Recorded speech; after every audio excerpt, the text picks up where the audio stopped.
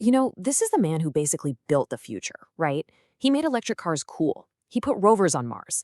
But that genius, it sits right next to pure chaos. This is also the guy who can challenge an entire election with just one post. His real currency, it's not dollars, it's attention. And his product isn't just cars, it's disruption. So the question we really have to ask isn't what does he build, it's what does he want? This is the saga of the disruptor. And yeah, our story today kicks off right here. This single explosive post. It just sent these massive ripples across the internet. I mean, talk about a bold claim. He's aiming right at the heart of the democratic process in one of the biggest cities in the world. So what exactly was he so worked up about? All right, let's really get into this. To understand what's going on, you got to look at these specific things Musk was flagging about the NYC mayoral ballot. See, he didn't just throw out the word scam and walk away. Nope, he pointed to what he believed was actual evidence. So he basically zeroed in on three main things. First, he says you don't need an ID to vote. Second, he points out that this one candidate, Zoran Mamdani, shows up twice on the ballot. And third, he thought it was suspicious that Andrew Cuomo's name was kind of tucked away in the bottom corner. Now, you got to admit, if you don't know the system, those things could totally look like red flags, right? But how do those claims actually stack up against New York's real election laws? Let's put them side by side with the official rules and see what's what. Okay, so this is where it gets really interesting when you see them side by side. That no voter ID claim, well, it turns out New York law uses signature verification. And they've been doing it that way for decades. What about the candidate being listed twice?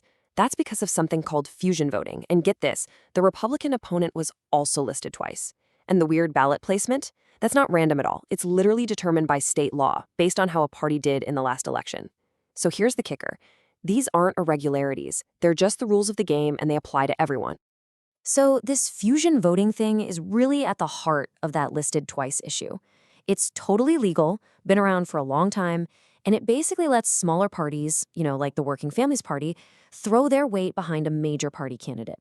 All the votes just get pooled together for that one person. It's a feature of the system, not some kind of glitch.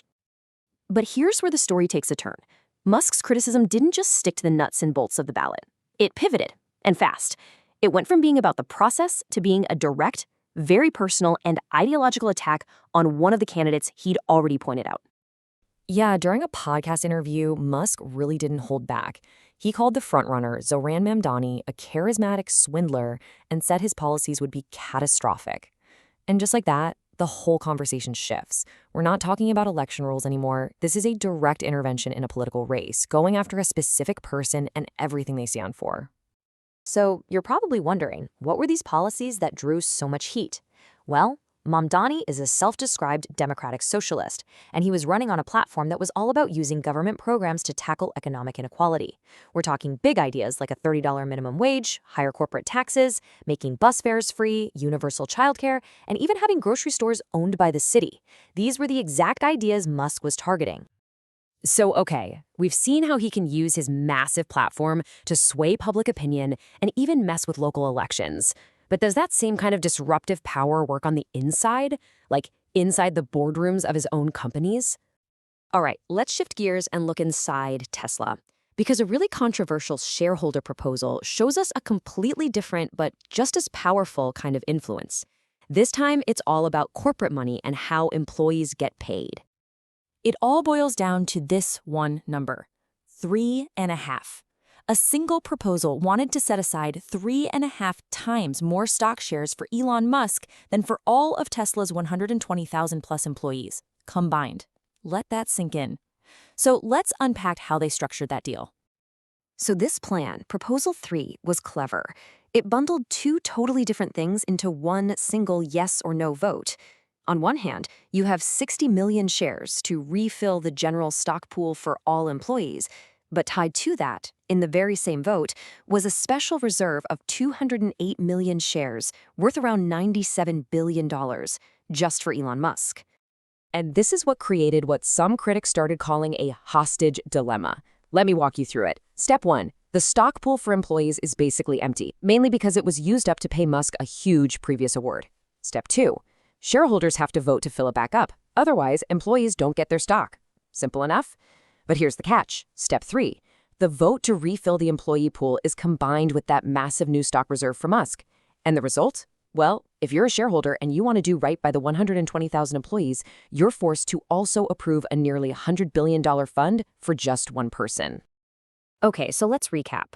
We've got an attack on an election process, a direct hit on a political candidate, and a really complicated corporate power play. When you step back and look at all three of these things together, what's the big picture here? First off, you see the incredible power to shape the public conversation. I mean, with one single post, he could make millions of people question the legitimacy of a major city's election. Just like that, he frames the entire debate. Then, you see that power get laser-focused. It's used to go right after a political candidate.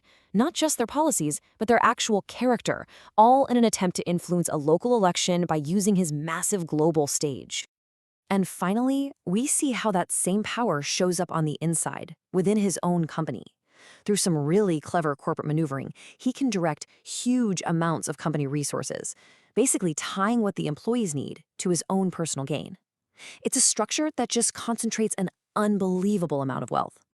So think about it. From a tweet about a ballot to a podcast attacking a candidate, all the way to a shareholder vote in a boardroom, all of these things point to a concentration of influence that we've really never seen before. And it leaves us with this huge critical question for our time. When one single person has this much power across the public, political, and corporate worlds, what does accountability even look like? Where does it come from? Government? Shareholders? Us? The answer, honestly, is unclear. But asking the question has never been more important.